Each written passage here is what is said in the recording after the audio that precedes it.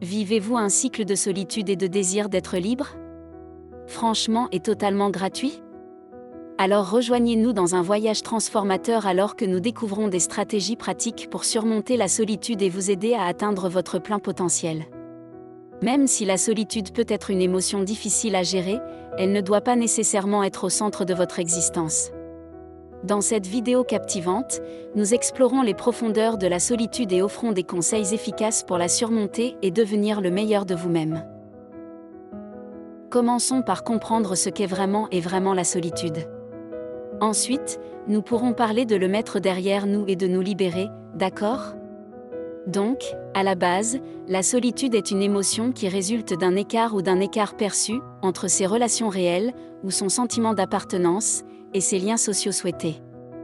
C'est un sentiment subjectif ou biaisé qui peut être influencé par une variété de choses, y compris le cadre social, son tempérament ou sa personnalité, puis les circonstances personnelles ou la situation actuelle. Écoutez-nous, mes sœurs, nous avons toutes été seules à différents moments de notre vie. C'est courant, et pour être honnête avec vous, c'est très naturel et normal.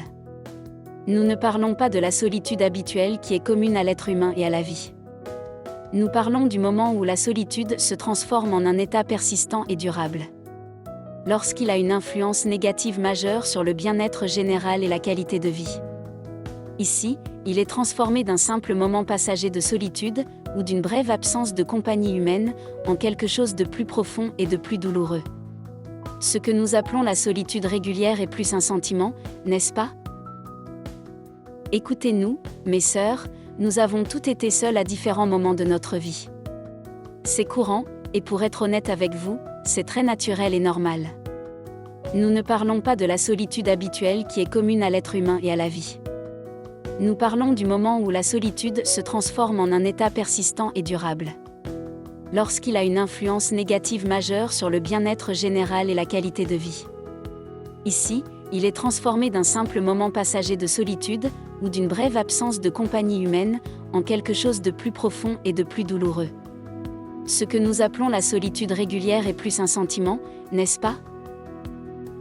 Mais cette autre solitude, celle qui est au plus profond de votre âme, est une condition persistante et pénible qui affecte de nombreuses facettes de votre vie quotidienne.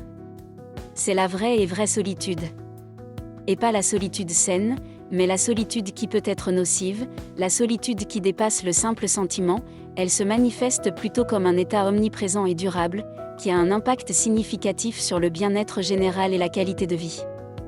Cet état de solitude nocif va au-delà des épisodes occasionnels de solitude ou d'un manque temporaire de compagnie, et est devenu une condition chronique et pénible qui imprègne de multiples aspects de la vie d'une personne.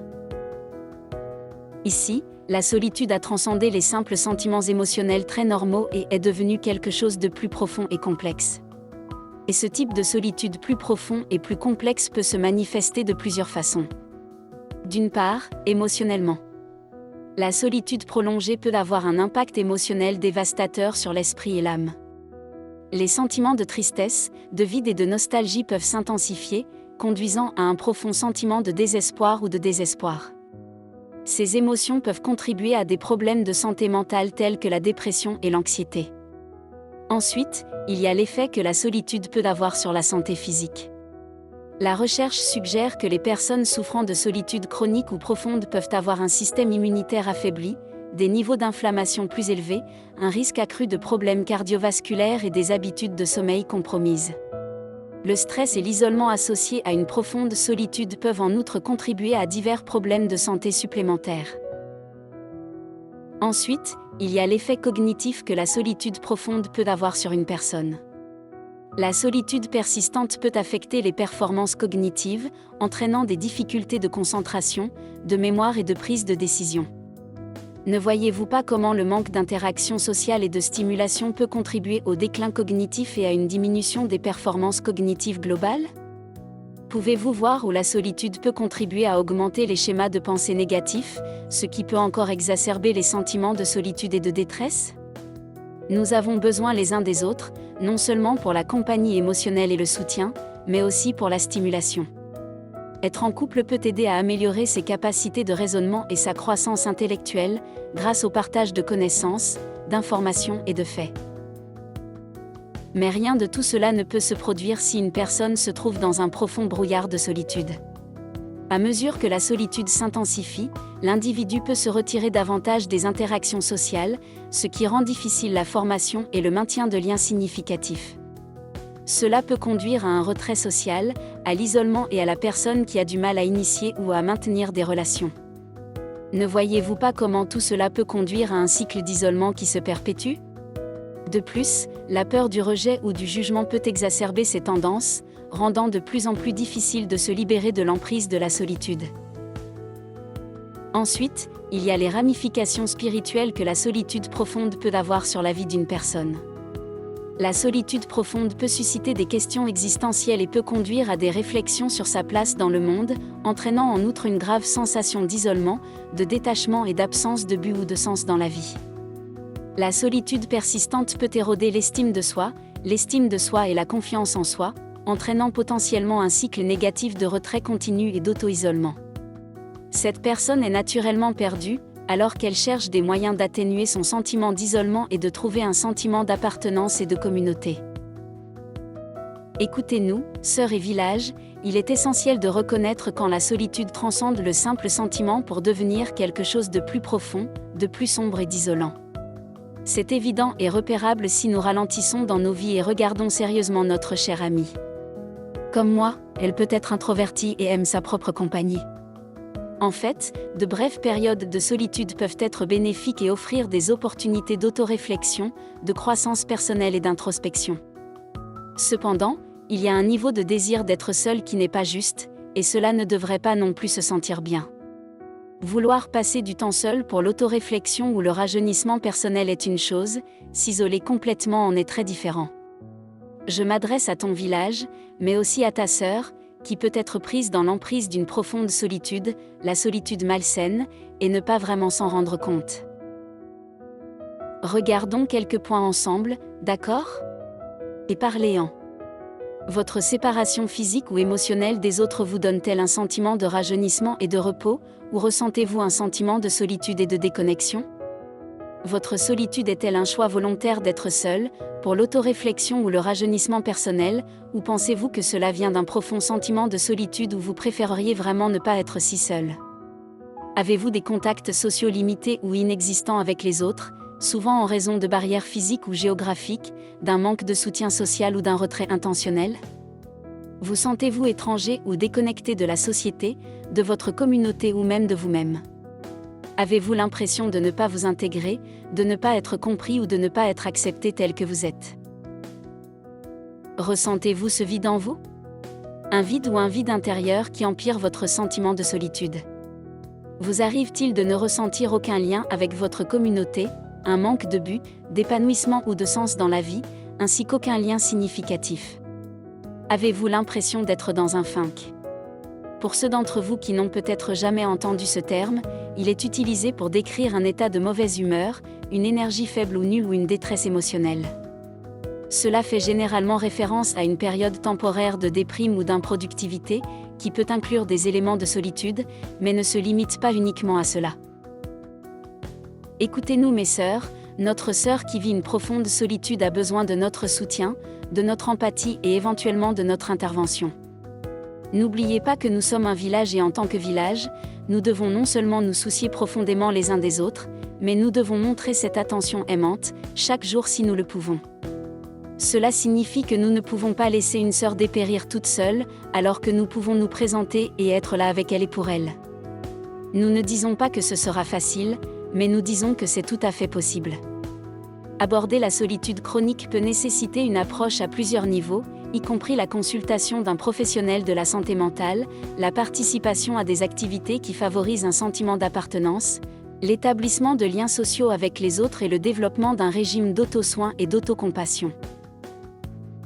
Maintenant, peu importe à quel point tout cela peut sembler intense, voire sombre, nous pouvons tous espérer qu'il est possible de surmonter la solitude et de s'efforcer de devenir le meilleur de vous-même. Surmonter la solitude profonde peut demander du temps, des efforts et de la patience, mais c'est possible. Et il existe plusieurs stratégies que vous pouvez mettre en place, qui peuvent vous aider tout au long du processus. Tout d'abord, Commencez par développer une compréhension plus profonde de vous-même, de vos besoins et de vos valeurs. Réfléchissez à vos intérêts, à vos passions et à vos objectifs. Cette conscience de soi peut vous guider vers des activités, des communautés, un village en quelque sorte, et finalement des relations, qui correspondent à qui vous êtes. Ne voyez-vous pas que faire partie d'une communauté peut contribuer à votre santé mentale et à votre bien-être en général? Ensuite, vous souhaitez investir dans la construction d'un réseau de soutien, en recherchant des opportunités de vous connecter avec d'autres personnes qui partagent vos intérêts, vos valeurs ou vos objectifs. Rejoignez des clubs, des organisations ou des communautés centrées sur vos passe-temps, vos passions ou les causes qui vous tiennent à cœur. Assistez à des événements sociaux, des cours ou des ateliers où vous pouvez rencontrer des personnes partageant les mêmes idées. Écoutez-moi ma sœur, je sais que cela peut être difficile. Très difficile, dur. Je suis sûre que vous n'avez peut-être pas envie de faire tout cela. Veuillez comprendre, nous comprenons cela. Étant naturellement introverti, il peut être difficile pour moi d'aller dans des endroits où je ne connais personne. J'ai tendance à m'asseoir et à ne pas être le premier à parler, mais au fur et à mesure que je me sens à l'aise avec les gens et l'environnement, je commence à m'épanouir. Je crois que vous le pouvez, et que vous le ferez aussi. Osez simplement sortir. Sortez et regardez les choses se mettre en place pour vous. Ensuite, vous souhaitez créer un réseau de soutien composé de femmes qui peuvent fournir de la compagnie, un soutien émotionnel et un sentiment d'appartenance. C'est la simple définition d'un village.